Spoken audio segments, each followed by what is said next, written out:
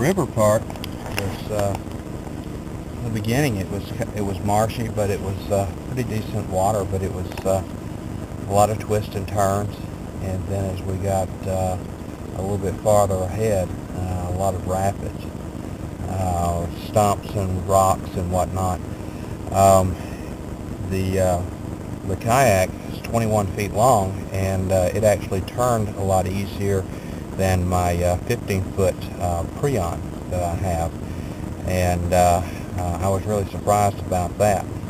It handled a whole lot better, and I was very surprised as we came through a lot of the rocky areas and stuff that we came away with a little scrapes and things like that, but nothing that penetrated the hull all the way through. So put some Joel and Mark put some patches on right now just to kind of reinforce, but nothing went through.